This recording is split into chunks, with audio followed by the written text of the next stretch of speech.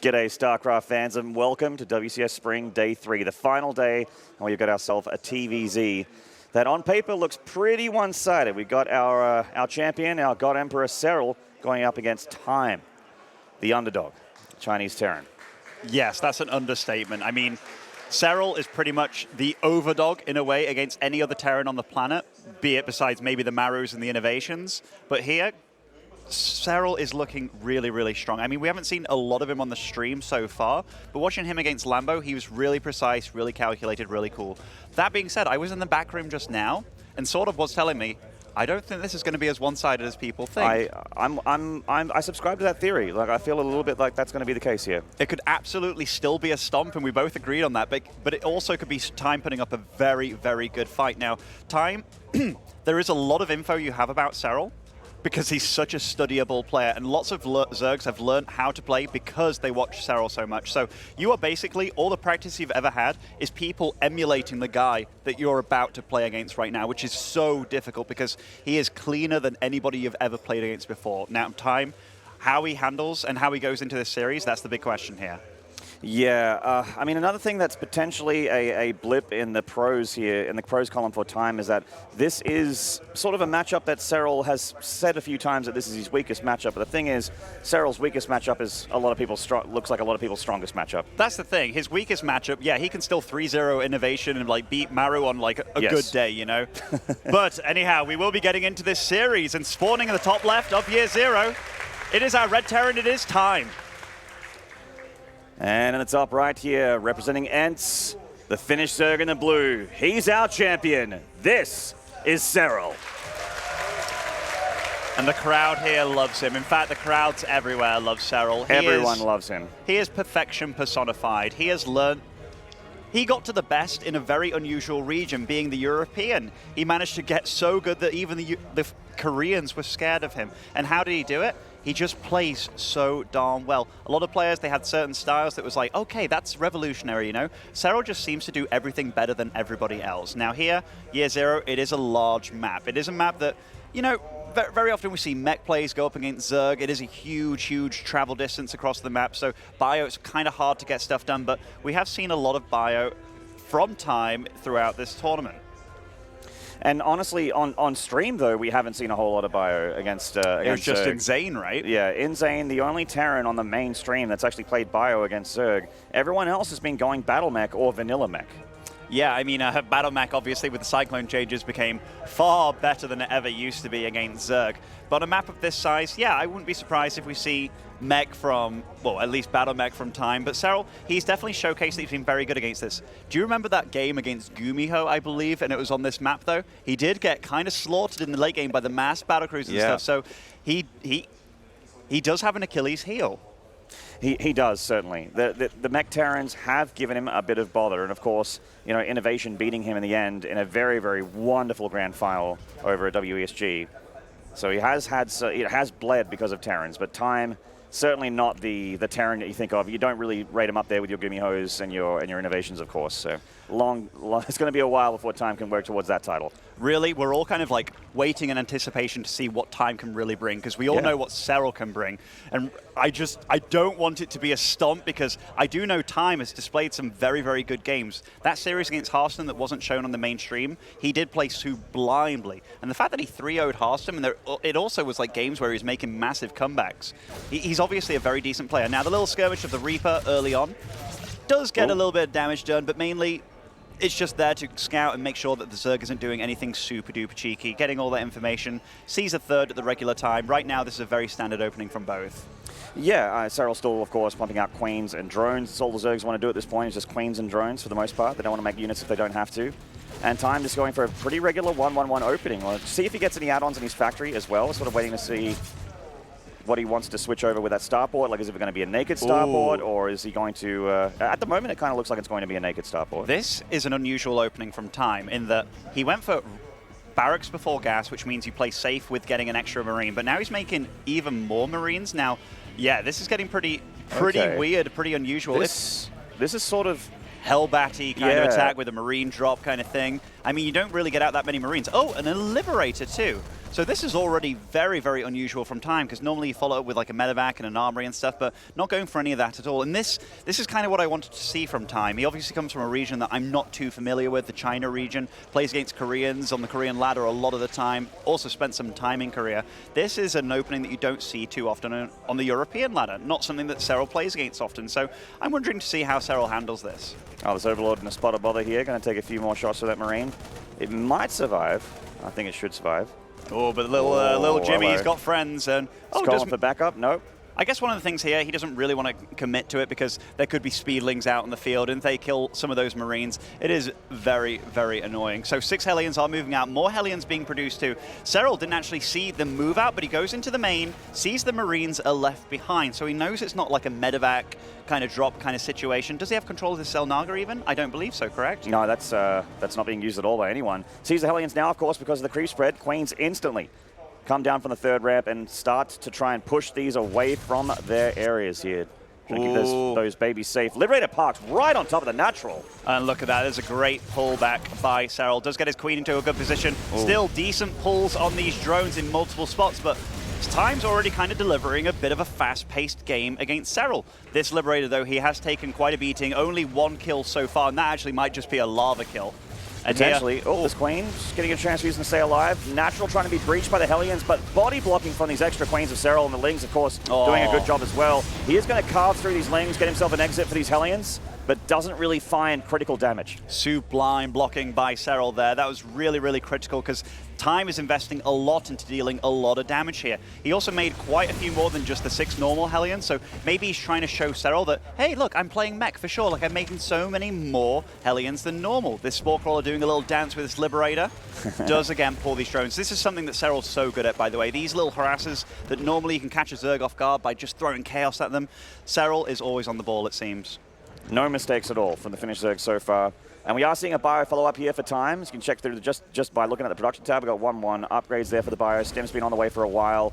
3rd CC also is part of the wall-in, and he's going to try and secure that. Of course, Serral is just concentrating on his macro right now. He's really just respecting Time, but still gearing towards the later stages of the game. Double Evo, just nothing but drones. So if we look at this, just like the complete basics, Time didn't really get any drone damage done. Yeah, Serral made quite a lot of Lings to hold things off, but now Serral knows what he's up against. He's against Bio. He's also droning pretty darn hard. He's going to be up to 66 very soon. So he's not been thwomped at all within regards to economy. Getting good upgrades, he's not too far behind in that regard. Getting the Bailing speed too, even keeping this Overseer alive. He's just being a try-hard now. Yeah, that's very try-hard. I've always loved that as an insult. Like, yo, you gosh darn try hard, you know. I just mean that he's too good for us, man. He is too good. So Time, he does establish a 3rd, and he goes for the further away 3rd too. So that shows that he's very likely to play like a longer macro game. As I said earlier in this cast, this map is so huge, so it's very hard to really get any clinical damage done with these drops and such. It takes a long time for those to arrive. Serral, he's taken a 4th base at the bottom of the map, and this creep spread is already getting scary. It's already got to a point where it can't really be stopped. A Liberator on the south side of the map here for Time. Going to try and find some damage, but Serral, he just keeps moving his defenses very, very actively here to wherever he's weakest. Anytime there's an opening in his defenses, you can see like a new base, an open main. He just plugs that hole with some static defense or gets units split up very nicely. And this run by, if it doesn't do that damage on the natural, it'll certainly do damage at the 3rd. The thing is, though, Time is also moving out across the map at the 4th base of Serral, and this is a lot of economic damage, but the supplies are very even, and I mean, even trying to deal damage to his Liberator, but it's not getting done.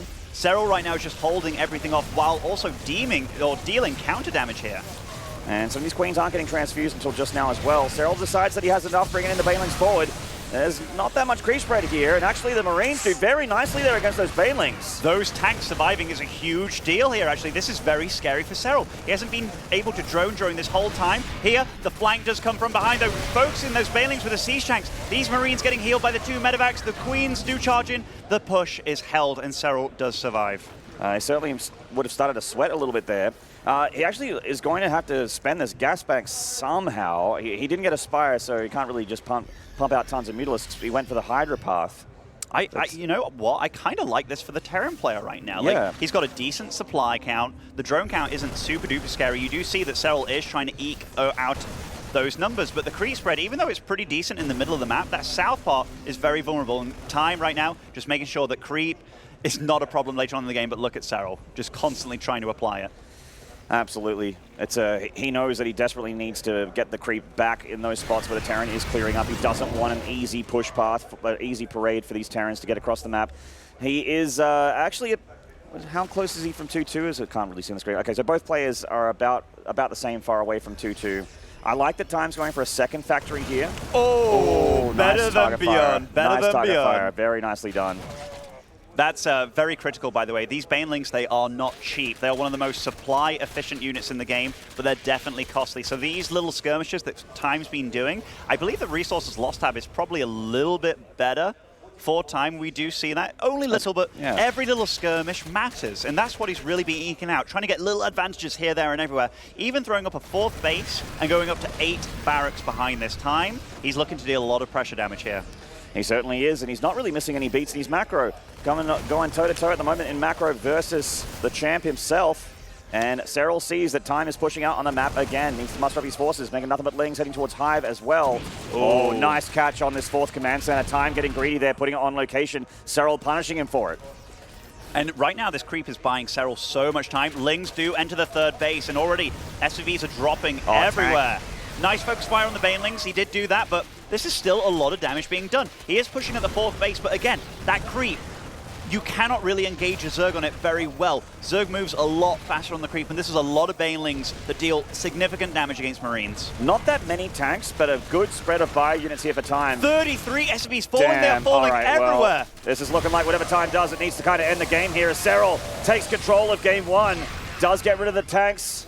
But the bio standing strong on the edge of this creep here. Serral just needs another minute or so, or less than a minute, to get another wave of units out, and Time will actually be cleared away from this hatchery, which he did not kill. 1 minute ago, they were both 150 supply. Now, 170 versus 110. Serral took super advantage of this map being so big, and now he's getting ready for a huge flank by the looks of it. Serral's coming in.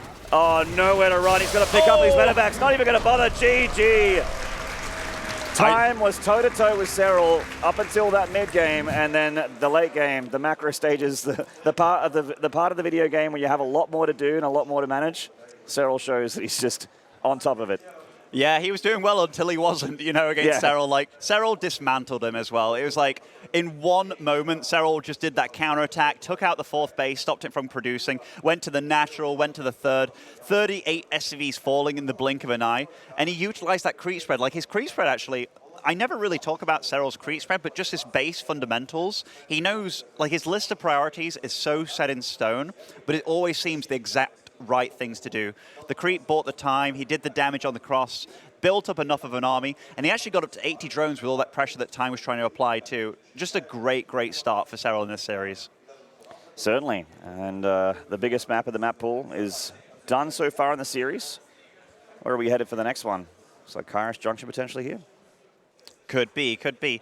Definitely an unusual choice by Time to go for bio, I feel, on that map, because it is so big. It's definitely one of the maps that you feel far more comfortable as a Zerg player going up against it. Now, could this mean that Time is a guy that literally goes bio every time, given that he picks the best, well, this was the best, well, one of the better mech options in the pool, and he goes bio, because that could already be something that Serral reads into him, and then Serral can start cutting corners, and as soon as Serral starts cutting corners against you, that's when you're in real trouble, because this guy can do anything. Yeah, when Serral's ahead, you don't see him throw. He does not lose that lead. You need to be able to get on top of the lead in the game and hold it somehow against this monster, the Finnish Phenom here on camera.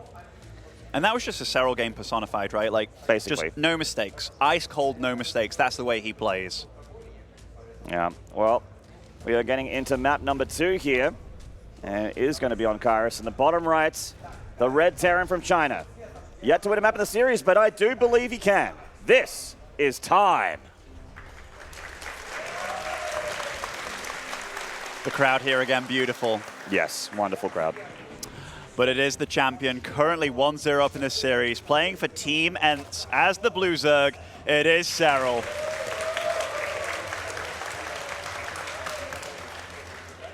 I'll pull first here. Starting off with something a little bit fancy here. Pool first usually means you get a few lings out in the field. You can maybe cancel the CC, if you get super lucky, usually just go for the SV damage. Now, it's also pretty decent against these proxy racks builds, which, if your opponent's just lost in very simple fashion, right, like he just outplayed him, his tactics were very good, you can very often find that a lot of these Terrans will resort to some cheeky play to try and even up the series quickly. So I like the fact that Serral's throwing out something a slightly bit weird. This is one of those maps where I've seen a lot of 3 racks proxies. You know, this is one of those ones. Well, so you're a U-Thermal fan, so you've seen a lot of those, you know? I certainly am a big fan of Mad Mark. But, you know, this is one of those maps where he is up against it. And when you touched on the style that Time's been playing, you also touched on another reason why that might be the case, is because he does play on a server that's very disconnected from us. Obviously, he does play on Korea as well, but China has its own meta, and that's where a lot of his practice would have been. Yeah, I mean, Time is definitely a guy that I don't think strategically he pulls out anything really, really crazy. It kind of comes across to me as like a Clem, you know? Like, he's very fierce, he will do drop damage, he's very, very quick, and he tries to get a lot of damage done. Now, these Lings moving out across the map, the way that he wants to play this realistically is to avoid the Reaper and go for the CC, or at least go for the SCV building the CC. Now, this is an unusual path for this Reaper. Does seem like is it going to see these Lings? Oh my gosh, that was literally a pixel or two. And Seral knew about the Reaper, of course, because of the Overlord, so he just avoids it, and he's going to go towards that natural, and that low ground CC. It's a little bit rough to hold. He did squeeze out a Marina for the reactor at least, so he has a unit. Oh, but this depot is down. He gets a full surround on the reactor, so the reactor's also delayed. And this is a lot of lost mining time, Maynard. This is so bad for Time at this point in time.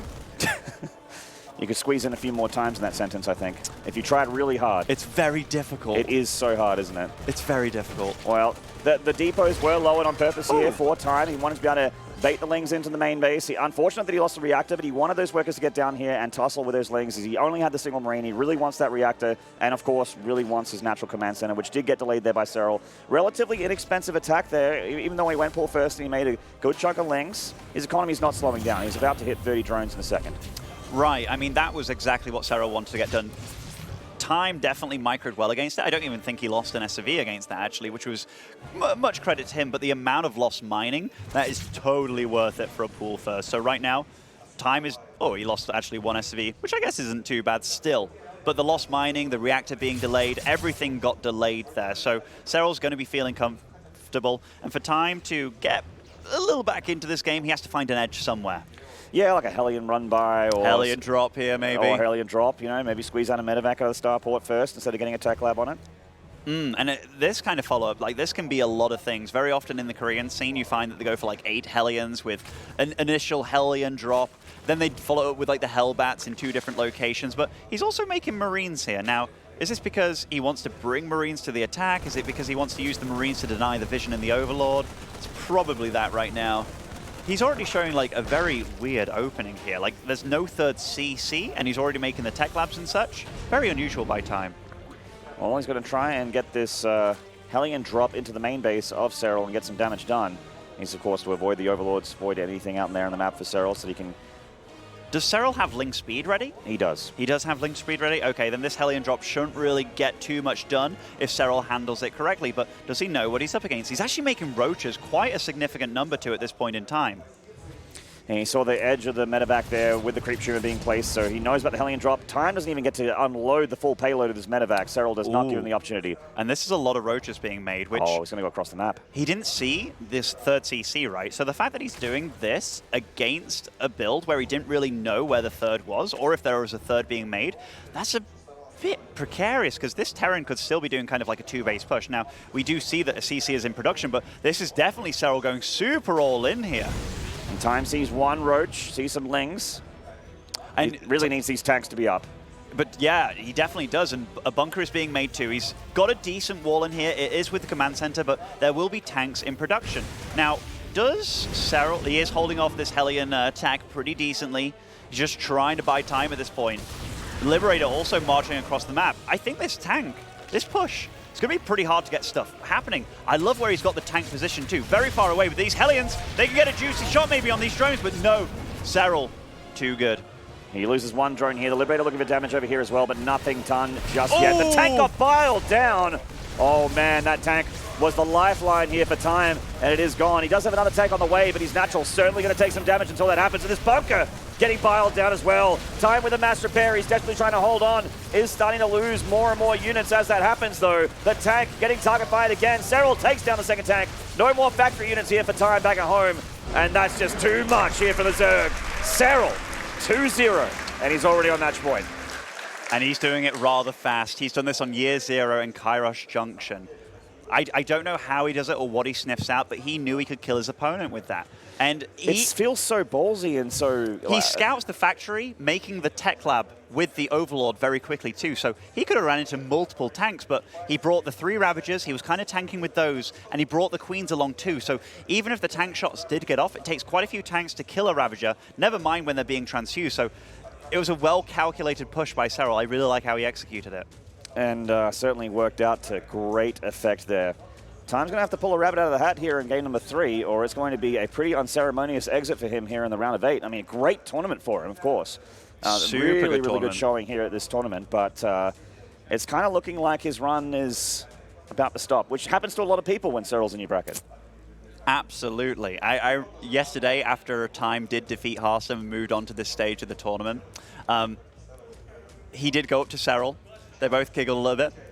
And Time shook his hand and said, "Congrats on top 4," kind of thing. So, you know, like he was joking. Everybody knows how good Serral is, but you don't really know until you get to play against him. You can play against the absolute best Zergs in the world. They are all missing something that Serral has. And honestly, and the thing is, too, he has the full array of builds. He can be super defensive, but he's also one of these guys that's done cheeky proxy hatches and stuff in the ZvT matchup. He also uses Ravagers a lot more than other Zergs. He's also, like, he just plays his own style. He's amazing. Time is an incredible Terran, but it's hard to look good when someone is just reading you like a book and abusing every single weakness. Time's not even playing bad. No, he's very, very, very good. In that first game, he actually macroed super solid. Like, he was on 150 supply against him, and he played very good. And spawning in the top left, as that Red Terran did his time. That's right. And the bottom right here, it is still the same Zerg as it was in the last 2 games in game number 3. This is Ence's Serral. I think that actually might be my best player intro of all the player intros I've ever done. We were a bit busy just talking about Serral and how good he is. And like, we wanted to give credit to Time as well, because very often you can be made to look very bad, and it's not because of you being bad, it's because of how good your opponent is. And we definitely saw that in the game 1, he definitely macroed very well. Now he's opening up this game in the same way. Barracks first, Gas second. It's a very, very reliable build. It means you get out the Marine after the Reaper.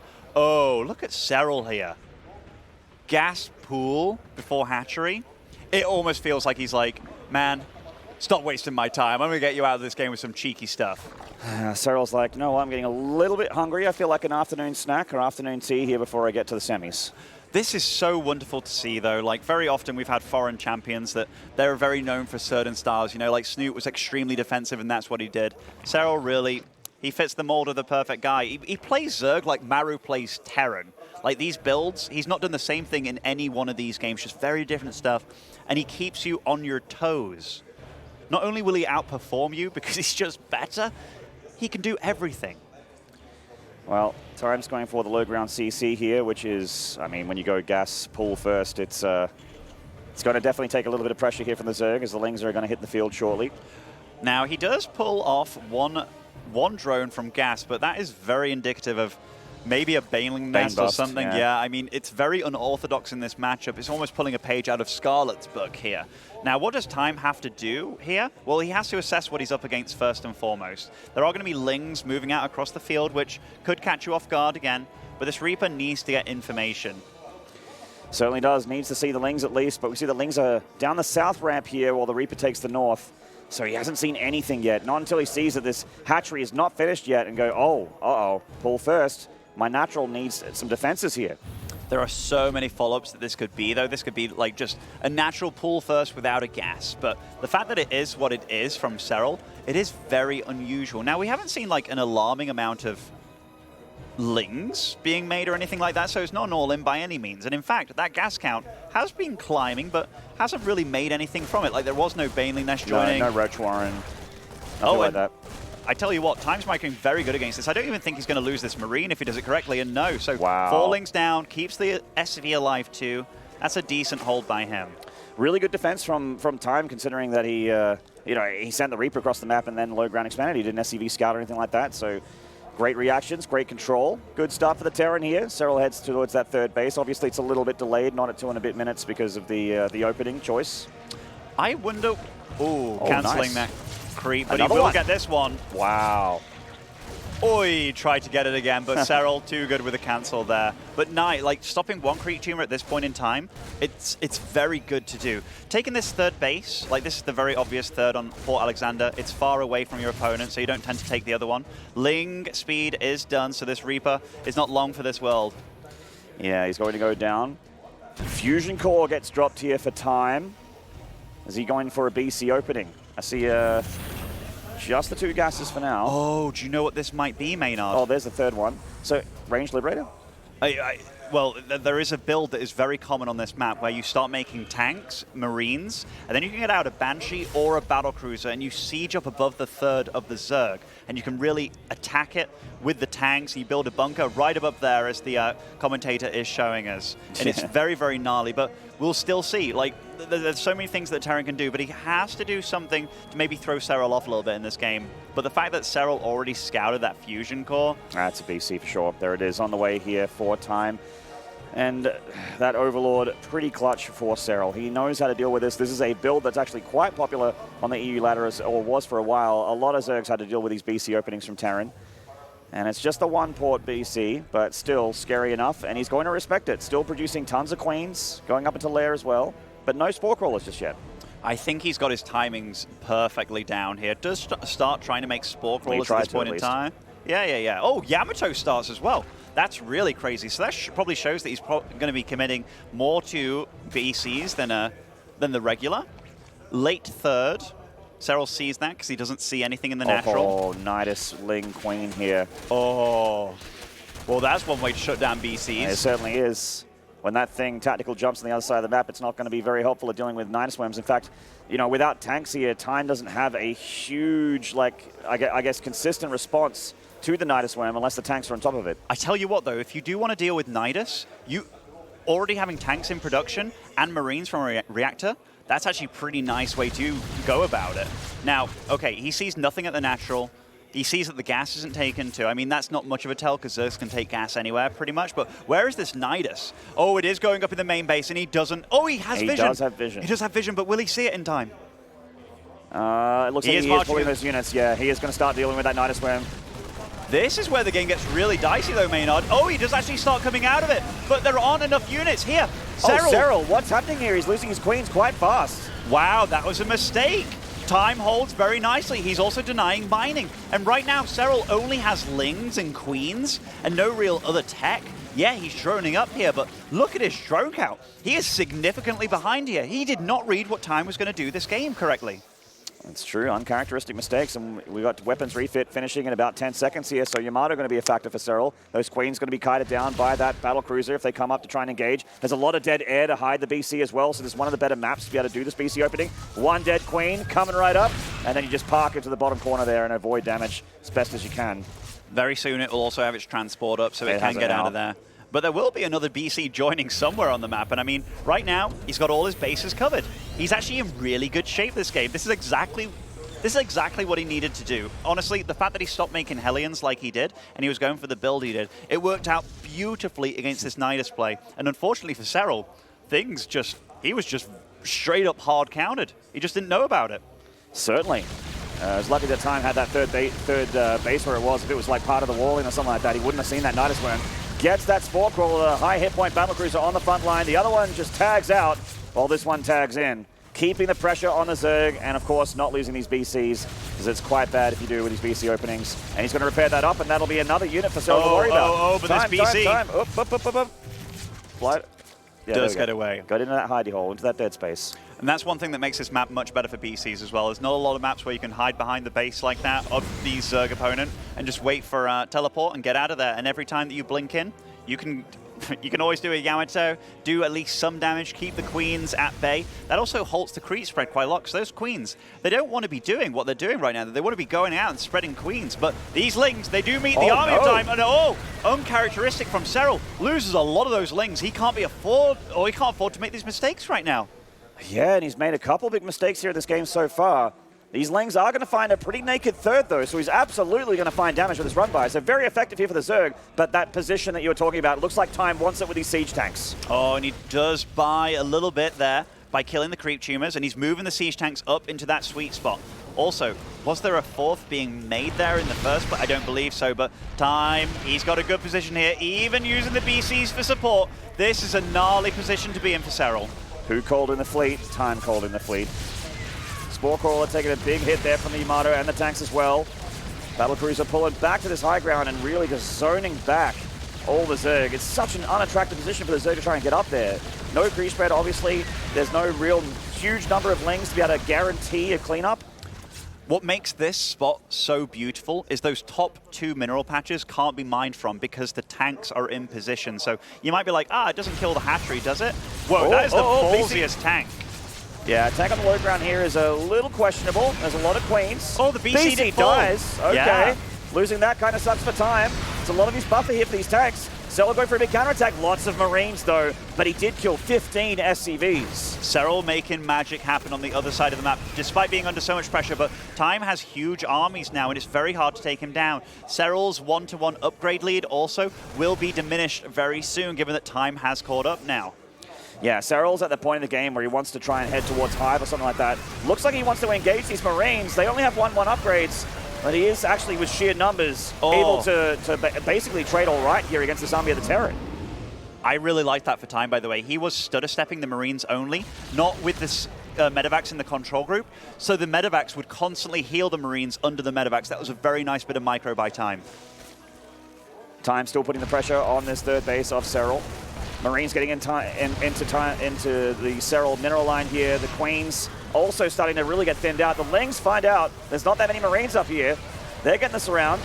And maybe he can finally clean this up. Actually, yes, all the Marines do die, but Time reinforcing at the last minute here does save one tank. That was really cute by him. He had to unload immediately, then pick up that tank, and he still reinforces this position. This is getting real horrible for Serral, and the BC is continuing to be a thorn in the side of Serral.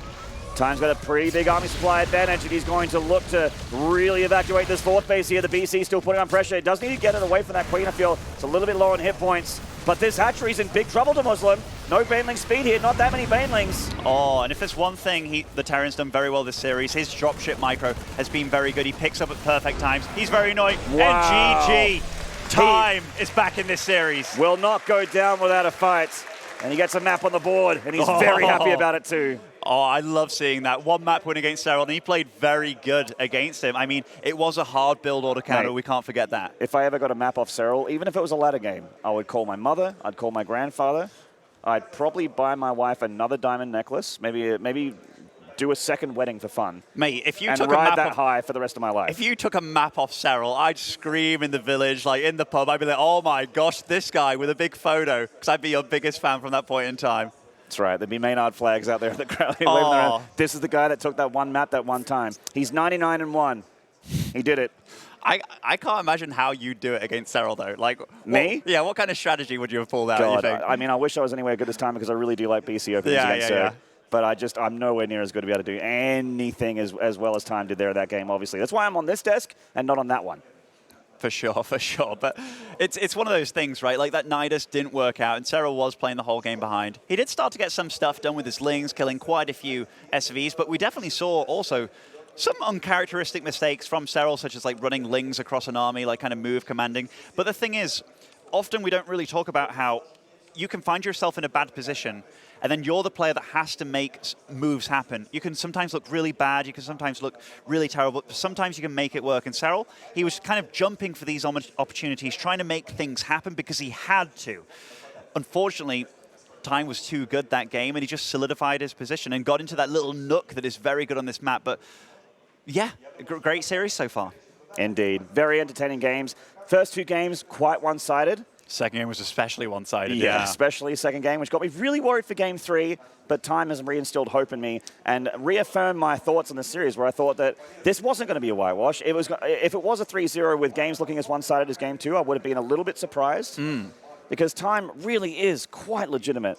And he's shown everyone today that's watching right now, over 30,000 people watching, got to see time really flex his TVZ guns.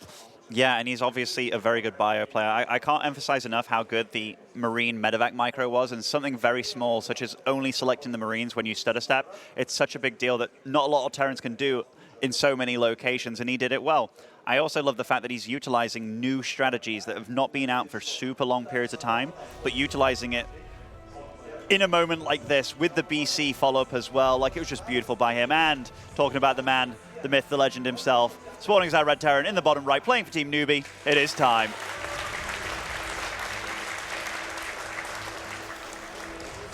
And the top left, still on match point. This is NC Sports' the Blue Zerg, Serral. We've gotten a lot better at timing out our intros with the Russian commentators. You know, I tend to notice that after he's been speaking for a good, like, 15 seconds, then the name's going to pop in. Then the name's going to pop in. I figured this build out with Todd with the intros. We did it live. Like there was a baptism of fire here on the casting desk, trying to figure out these intros here. So we can't avoid the fact that Serral opened up very strangely in that map. Like, he went for the gas, he went for the pool, turned out to be a Nidus build, which, you know, super duper hard counted, and then he found himself in a really bad position. Now, can time hope for a super hard build order counter if Serral plays pretty normal? The answer is it's pretty hard to do that, especially against somebody that good. So Serral opts back for a totally normal opening, and yet again. So I'm glad that he's kind of flexed, that he's got a huge variety under his belt. He's testing the waters as well, but now he's going back to what's tried and true and tested for him. Yeah, I love that he got cheeky a couple times in this series. I really, really do. The big roach hole in, the Nidus play with a lot of lings, the pull first gas openings, very, very cheeky.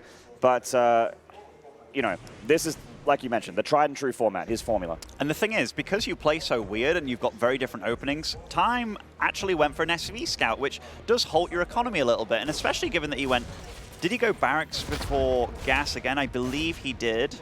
Let's look at the gas count here. Yeah, I think you're right.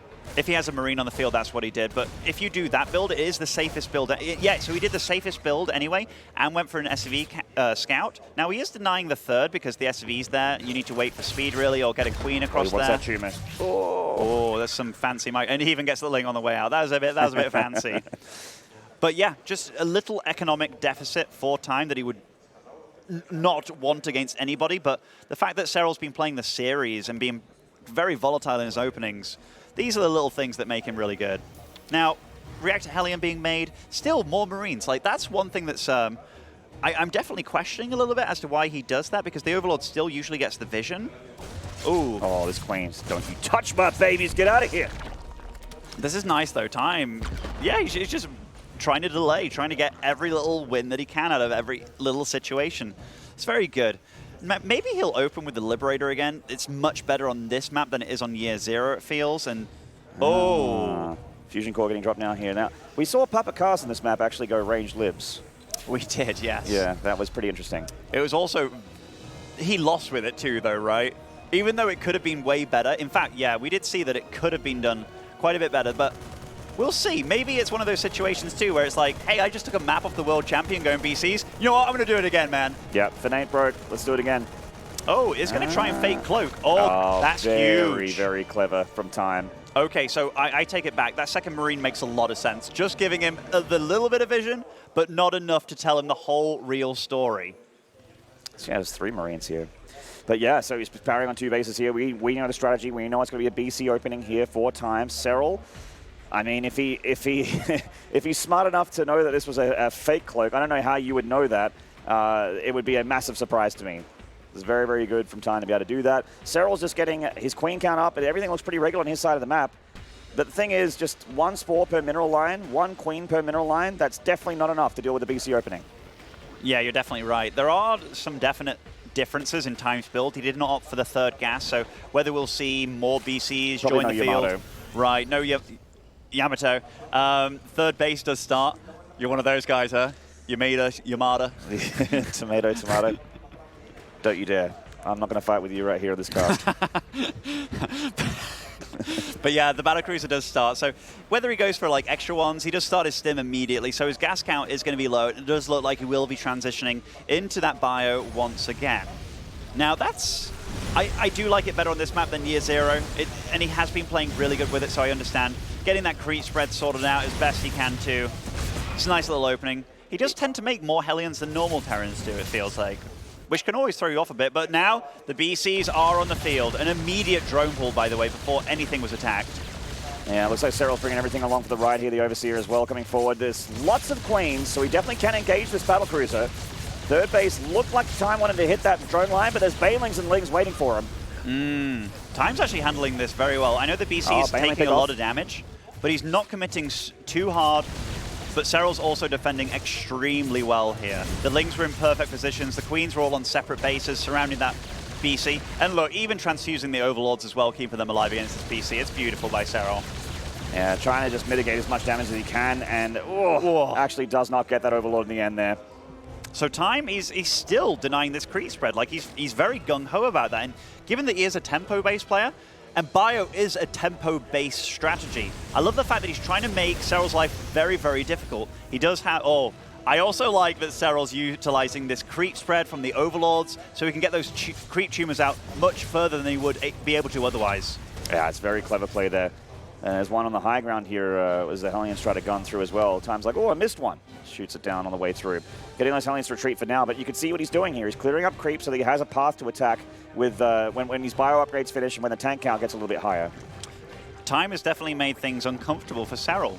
He takes a third base. It's a slightly different follow-up with the BC, given that it wasn't super-duper committed. Just one BC can make a Zerg's life a lot more difficult, a lot more troublesome. And right now, Time, he's got good supply, good worker count, being a few workers behind this Zerg, sure, but he did delay that fourth for quite a while. for a lot of moments. For a lot of moments. Yeah. Yeah, it's difficult, man. It's difficult. It is. One advantage he does have is 1-1 is a little bit faster than the Zerg. And a well-timed armory as well, so 2-2 can start immediately. Combat Shields is on the way, so this army isn't as scary as it could be, but this armory could also turn these Hellions into Hellbats, which makes this a much scarier push. BC getting back into the natural here of Serral. Meanwhile, his bio tank Hellion push here on the south is very, very scary. Serral needs to defend well in both sides. Oh, this BC is in big trouble. That's a lot of Queens. Oh, yeah, and I don't think that BC will see another day, but it did what it needed to do. It was that guy sacrificing himself and just getting other damage done. But Serral, oh, he's having none of it. He just goes across the map and deals damage to the SCV line. This is something that he's done throughout this series really well. Every single time. We have those Banelings rolling through, and he is on creep with those Marines. They get stuck in front of the tank there. Good connection for those Banelings of Serral. He does pick off one of those tanks as well. Doesn't look like there's enough Terran to hold on. The rules of RTS don't apply to Serral. He was under threat from a pretty large army. Not only does he hold it off, he counterattacks. Yes, he lost his fourth, but now he can put up a fourth, he can put up a fifth if he wants. A lot of damage is done, and now he can breathe a sigh of relief. We see the drone key just being held down like a beast as well by Serral. And also, yes, is that a proxy hatch somewhere? Oh, no, just one hatch. Yeah, it's just that one down here on the low ground. So this is very, very clean defense from Serral, doing a great job here in the med game, looking a lot more solid than he did in the last game there with Time's Battlecruiser opening, really shutting it down, really punishing Time for trying to force his hand. Look at all this creep spread as well. So many active creep tumors. Serral missing barely any seconds here and spreading that creep. And Hive just around the corner here for the Zerg as well, which really gets dangerous for the Terran if he's still caught making Marines and tanks. So given that Time is behind right now, he kind of has to do something to edge it out a little bit. So we're maybe going to see some desperate moves from Time. They can either look amazing or they can look really bad. So here, just trying to do what little damage you can. But seeing a large army on the map that's way bigger than anything you have, that's scary. And now, the fact that he's got no map control whatsoever, this creep spread can just go loco at this point. Yeah, lots of active tumors still doing their thing here. Hive moments away. I like that he's also getting Overlord speed, so he can keep the Terran honest with these constant Overseer run-bys. Another thing that Serral is constantly doing in his games, never stops scouting and making sure what the Terran is doing. How's his production? How many bases does he have? Where's his army? All these things that he needs to know. Also, this is what we talked about, right? Like, he has to do something. He has to get a lot of damage done because that supply, it's not going to get any better anytime soon. Seral's economy is better. Also, this is one of the sad things when you open up BC. You force out so many queens that once that stage of the game's over, then the creep can go crazy because you have so many queens to utilize properly. The one advantage that Time does have is his upgrades are a little bit faster. So maybe there's some fight that he could engage with pretty decently, but he looks like he's just holding back here, getting a 4th, getting up to 8 barracks again, and actually opting for Widowmine upgrade. So we will see a bit of a transition there. Biomine not too solid against Hydra Lingvane though, generally more of an anti-Mutalist thing. That said, I have seen some Terrans with really, really good biocontrol trade all right against this kind of army. Generally, you'd prefer tanks in this. In fact, Time is producing more tanks here. We'll see what he does. Maybe it's something that's worked out for him before. It is a large map. It's nice to have those run-bys covered because we have seen that Seral has been doing a lot of those at the 3rd base and stuff, and that would definitely help with those kind of plays. Oh, good catch from Time. Gets a bunch of links for free. Oi! Oh, okay, gets 3 Banes there. Very, very fast. Loses a couple Marines, but still pretty good trades there for Time, at least in this skirmish. Starts his 3-3 pretty much immediately, too. He is opting for Liberators. He is also making a 5th CC, I believe, somewhere. So he's definitely macroing up like a beast. And he's one of those Terrans that is quite good at controlling Ghosts in the late game. We are seeing the Ghost Academy on the way. Definitely what you want against Tier 3 Zerg. And we are heading towards the late game here, ladies and gentlemen. Time on his last life. Serral still on match point. Time is very persistent about killing this creep as well. And that's just a testament to both these guys. They've both been fighting for that creep control, but right now, when you look at that minimap, it does look like Serral is winning. Lines of creep tumors absolutely everywhere, spreading like a true Zerg across the field. Look at that. So many creep tumors going down with those queens that we used from earlier. He's also teching up to Ultralisk. He's getting a Spire. He's also got 3-3 on the way. So much creep, it makes me sick. And like the Medivacs. Just get out of there in time. And the thing is, it's very hard to deny all this creep all the time, but it's also very hard to apply it, but they're both doing so well. It's just the creep gets to a point where it's way too hard to cut the head off the snake at this point. Like, there's too much of it. Now Time's opting for a bit of economic damage. Serral very quick to pull away. These are when the Widowmines, I guess, could be very annoying to clean up if they weren't next to like a Spore Crawler or so. Well, the Widowmine actually helped Serral with the defense there, getting some of those Marines. And the Lynx come in to mop up the rest. Seeing 3-3 on the way, of course, Chitinous for those Ultras. The Medevac also got picked off there. So, Serral getting Spire and a Nidus Worm. I mean, he can afford it. He's got a good bit of money in the bank. Comes forward with his first few Vipers, which are full of energy, by the way. And this PF isn't ready. Nice EMP. He does get one of the Vipers, I do believe. But this is a lot of Serral just marching in. This PF still not completed yet. A lot of Banes. The Hydras do start focusing down that CC now. And he gets it. I mean, that's a nice little win for Serral. Yes, he lost quite a bit doing that. I do like the early Vikings, too, to start dealing with this kind of air control. Throws out Parasitic Bombs to try and buy him some time. Yeah, it works well enough. At least he managed to save a couple of these Vipers. Does lose one. Nice abduct. Where one health Viking, Where are you going, mate? Come back here. All right, well, Time getting those extra CCs is about that part of the game when you want to get a lot of orbitals out, extra planetaries, be able to sort of deny run-bys, make things a lot more awkward for the big melee army of the Zerg. This big chunkin' Ultralisks. If you can deny and sort of SimCity them a little bit, engage the cover a lot better. Nice catch from Time, getting 1 Viper, nearly 2. Definitely some little skirmishes here going very well for Time. You can definitely tell he's a very good player. But when the creep spread's getting to your front door like this, it's so scary. Serral actually expanded down to the east or west side of the map even, which is a bit more of an unusual base to take. Maybe he just feels it's easier to defend. These are when the Widowmines come into play, so he needs to bring Overseers with him every time. That's a lot of Ghosts. Oh how many Niduses does he have? Does he have 2 Nidus Worms? I think he does, and this is going to be very hard to clean up. 1 Nidus is pretty decent to kill, but 2? I wonder what's going to be popping out of there too, Maynard. Well, they are full, and they're good to go, and it just looks like a lot of Lingbane Hydra. He's on top of that production facilities. There are a couple Liberators here, but they are not enough to deal with this many Hydras and Lings and Banes. The Terran definitely has to bring army up to deal with it. Another double Nidus Worm going down there in the natural. I've not seen double Nidus before, and it's working out so far for Serral. This is when the game can spiral out of control. Yes, you have Liberators and tanks at the front and PFs in good locations, but these Niduses, he can start crippling you from the inside. He's had to lift his main orbital. His main is still under attack. Now, the supplies are closing up a little. That's only because Serral wasn't making units for the time being. He is up to 80 workers. He's still fighting in the back of this base with this group of Hydras. He's even killing some of the production here. Fusion core and a couple barracks go down as well. I think he even killed one of the engineering bays, but of course all the upgrades the Terran wants at this point from those engineering bays are done anyway. I think he might have gotten the Ghost Academy as well, so that gets restarted here for time. Do you know how rich Seral is? He has 2 Spires, 2 Nidus Worms. And he also made about $500,000 last year, so quite rich. He is super rich, actually. And I mean, this is really cool. The creep spread has kind of taken a back foot, but I mean, there's so much chaos going on everywhere. This is a scary little squad here on the left side of the map, being reinforced by nice 2 Nidus as well. If he gets a good EMP on those Vipers, the engagement could certainly go in his favor. Viper's a huge complication here for the Terran army. Just doesn't seem like he has that many factory units or really like a convincing amount of bio. Serral trying to hit in 2 places at once, as he generally does. The thing is, if Serral can break time before he gets up, like with full defenses, he can stop this from turning into a really long nuke game, which no Zerg really enjoys playing. And right now, he's just trying to get damage done everywhere that he can.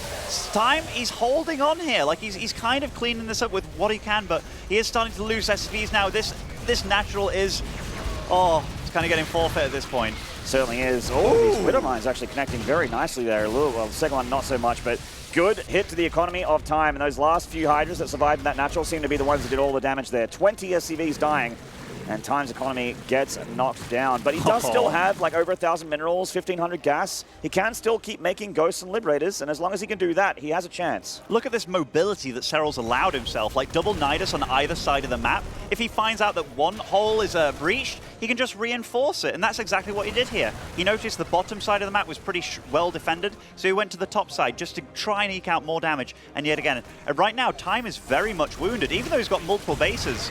They aren't that well defended. Oh, this Planetary, that's so many Banelings. Blows up the Planetary, and he's going for the Ghost as well. Great Widowmine there on the Banelings, but certainly a lot of damage done by Serral getting that base. Time still has this orbital go down here, but that is not a Planetary. That's very vulnerable. Double Nidus coming up again in the main base, exact same place.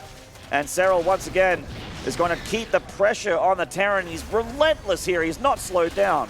He's smothering him at this point. And I mean, even though he's got a decent economy behind this, he's not been maxed for quite some time. So he is throwing everything he possibly can at our Chinese Terran play. And our Chinese Terran is holding on, but still, it just feels like Serral, he's mining so freely on his side of the map.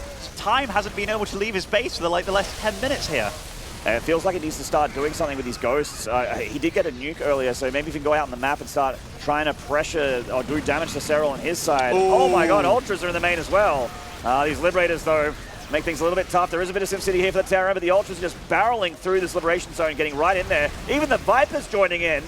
This is no longer a Terran base main. There is creep here, there is more Zerg than Terran here.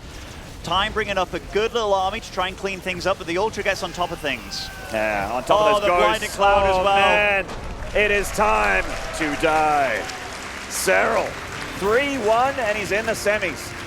You know, it's not very often that I see a Zerg stop the Turtle Terran from happening, but he demolished him.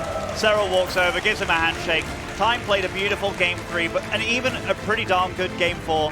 But man, what a good series by Serral. Incredible series. Let's go to an interview with Serral and Smix. Take it away. Thank you very much, Maynard. Congratulations, Serral. You're moving forward to the semifinals, and it was a 3-1 victory over Time. So it's already your 3rd semifinal this year. Has to feel pretty good. Yeah, feeling. I'm kind of want to win this event now, but I'm very happy that I have been actually getting consistent semifinals so far, and first big WCS event, so I want to get the trophy again. For sure, and you're looking really, really great in this series against Time. He's actually a player that you haven't ever had an official match against before, so did that make it a little bit more difficult in trying to predict how he would play, or what was that research like for you? Not really. I mean, that just kind of makes it so that I need to go a bit more open-headed into the game, and I wasn't really sure exactly what to expect. He didn't really have too much match history against Zerg. I just basically watched his games against sort of earlier yesterday. So didn't really change too much, but I just went into the games open-minded and confident. For sure, and on Kairos Junction, we saw that you went for a Roach Ravager Ling all-in, and did you decide to do that knowing he doesn't really like to go Banshee play, or was that just the gamble you took? Well, my Overlord saw that the starport had no tech lap, so that was his reaction basically.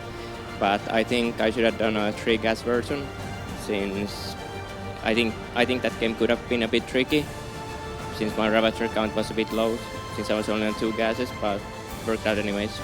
For sure, and now you're going to be moving forward, and it's either Goblin or Raynor. Do you want to have that opportunity for revenge against Raynor for the loss that you had, the really close loss in the finals of WCS Winter, or would you rather go against the 17-year-old Protoss? Obviously, it'd be nice to get the revenge against Raynor, but yeah, I'm just gonna say I'd like to play Raynor. I think I probably have a bit higher chance against Goblin anyways, but at the same time, he seems to have very good build, so yeah, I'd say I think I'm just gonna go with the revenge against Raynor. That would be pretty nice. I think a lot of fans would love to see that as well, but for now, congratulations, and with that, Serral moves forward to the semifinals.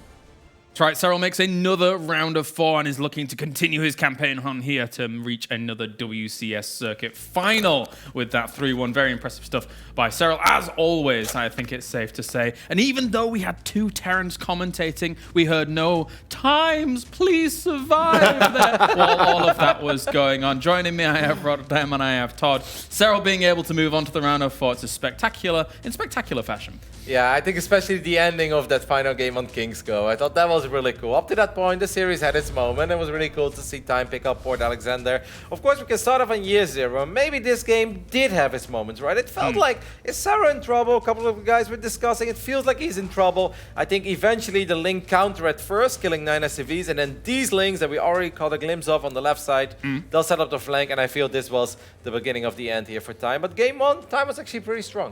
Yeah, I mean, even in the whole series, despite the score and everything, like, you have to question how well would he have been able to do if he didn't draw Serral here in this rounds.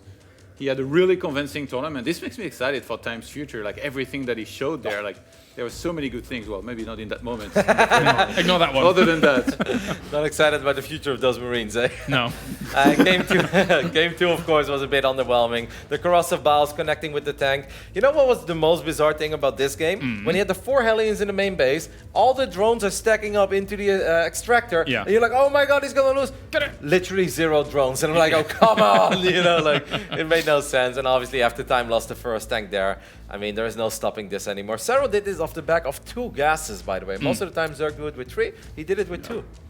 And that was great, by the way. Like, the battle cruiser really offset everything that was happening here for Serral. I thought Time was going to be in more danger, but once you shut down the first Nidus here, and I kind of want to credit him. It almost feels as if he knew that was going to come. He was making a lot of tanks and Marines behind the initial battle cruisers, almost as if to say, if you're going Nidus behind this to try and counterattack, I'll be ready back at home.